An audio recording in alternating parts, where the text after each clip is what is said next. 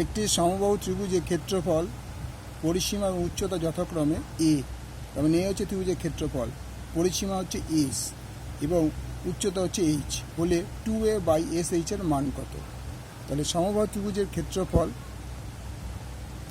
আগে মনে করি সমবাহু ত্রিভুজের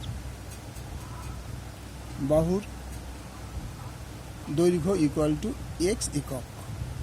ওকে, তাহলে সুতরাং সমবাহু ত্রিভুজের ক্ষেত্রফল, সুতরাং সমবাহু ত্রিভুজের ক্ষেত্রফল ইকুয়াল টু √3/4 x² বর্গ একক। তারপর কি বলেছে? তার মানে a ইকুয়াল টু √3/4 x² বর্গ একক হয়ে গেল। পরিসীমা, সমবাহু ত্রিভুজের পরিসীমা ইকুয়াল টু 3 × x একক। তার মানে পরিসীমাটা কী দ্বারা আইডেন্টিফাই করতে হবে? এস দিয়ে, 3x একক। তারপর বলছি উচ্চতা, সমবাহু ত্রিভুজের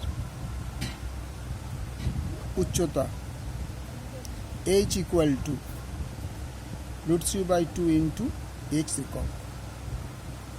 তাহলে সুতরাং 2/a SH equal to 2 × a হচ্ছে তোমার √3x/4 আর s হচ্ছে তোমার 3x ইন্টু h হচ্ছে √3x/2। তাহলে কী দাঁড়াবে? এটা x², ক্ষেত্রফলটা x², তাহলে equal to 2√3x²/4 by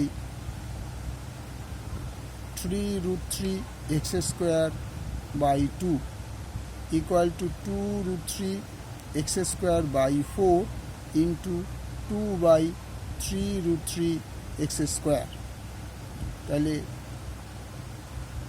x² কেটে গেল, √3